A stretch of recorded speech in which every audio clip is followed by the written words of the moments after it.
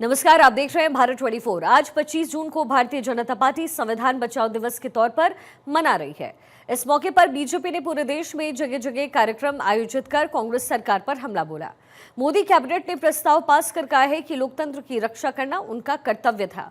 Cabinet बैठक में 2 minute का मौन रखा गया। बीजेपी जहां पर इमरजेंसी को भारत के लोकतंत्र का काला अध्याय बता रही है, वहीं कांग्रेस कह रही है कि बीजेपी संविधान बचाओ यात्रा से घबराई हुई है, इसलिए इमरजेंसी की बातें उठा रही है। अब सवाल ये है कि आखिर बीजेपी इमरजेंसी का मुद्दा उठाकर क्या संदेश देने की कोशिश इस समय कर रही है। आपातकाल के 50 साल पूरे हुए हैं। 25 जून 1975 को आपातकाल लगा। बीजेपी इसे संविधान हत्या दिवस के तौर पर मना रही है। देश भर में कार्यकर्ताओं का आयोजन आपातकाल के दौर की याद दिला रही है। बीजेपी जिला स्तर पर कार्यक्रम का आयोजन हुआ है। मीसा बंदियों का सम्मान बीजेपी करती हुई नजर आ रही है। मंच पे उनमें से कुछ लोगों की मौजूदगी भी है। अभी अभी हमने इन मंत्रियों की तरफ से बयान भी सुने और गृह मंत्री अमित शाह खुद भी इस कार्यक्रम का इस समय हिस्सा है। तस्वीरें अब से कुछ देर पहले की।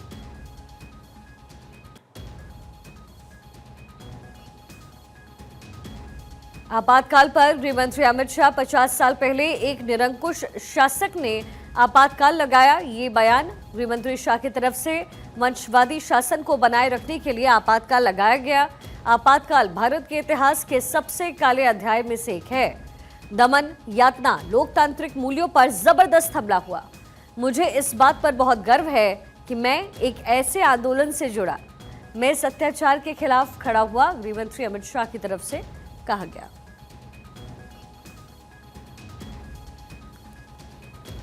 इससे पहले गजेंद्र सिंह शेखावत को हमने सुना, उनकी मौजूदगी मंच पर थी और संविधान हत्या दिवस के तौर पर आज के दिन को बीजेपी लेकर सामने आई है और ऐसे में कांग्रेस की तरफ से भी बीजेपी के ऊपर पलटवार किया गया।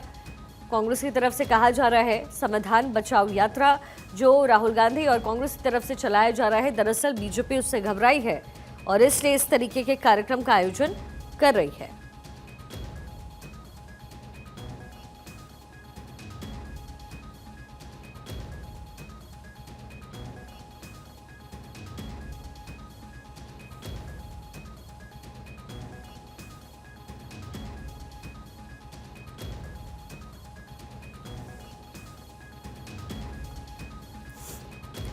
संविधान बचाओ यात्रा से डर रही है बीजेपी, ये कहा जा रहा है कांग्रेस की तरफ से। वहीं आज ही के दिन इंदिरा गांधी की तरफ से आपातकाल लगाया गया था और 50 वर्ष उसके पूरे हुए हैं। बीजेपी इसके जरिए संदेश देने की कोशिश कर रही है। ये कांग्रेस की तरफ से ये कहा जा रहा है कि दरअसल संविधान बचाओ यात्रा से बीजेपी घबरा गई है और इस वजह से इस तरीके के कार्यक्रम का हिस्सा बीजेपी बन रही है। 25 जून 1975 को आपातकाल की घोषणा इंदिरा गांधी की तरफ से हुई थी। बीजेपी इसे संविधान हत्या दिवस के तौर पर आज मना रही है। देश भर में बीजेपी की तरफ से कार्यक्रम का आयोजन किया गया है।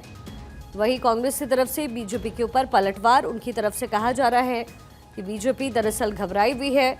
संविधान बचाओ यात्रा जिसका असर भी दिखा चुनाव पर, इससे घबराई हुई है और आने वाले दिनों में जब बिहार में विधानसभा चुनाव होंगे तो जाहिर तौर पर इसे भुनाने की कोशिश दोनों ही पॉलिटिकल पार्टीज की तरफ से की जाएगी।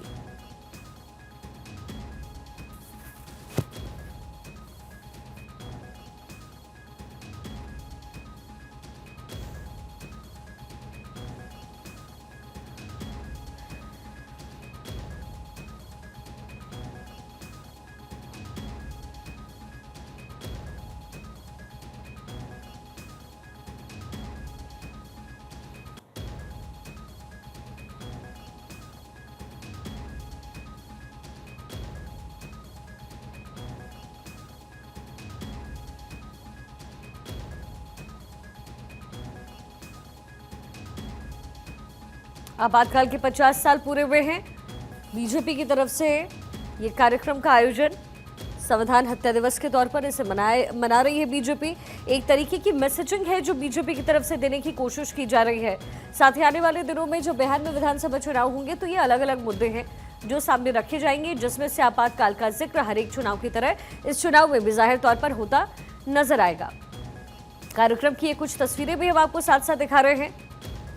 गृहमंत्री अमित शाह मौजूद हैं, देवेंद्र फडणवीस को आप इस समय देख रहे हैं। महाराष्ट्र के नए मुखिया, नए सीएम देवेंद्र फडणवीस की भी तस्वीर सामने आई। वहीं देश भर में कार्यक्रम का आयोजन किया गया है। राजस्थान के सीएम इस समय आपको नजर आ रहे हैं।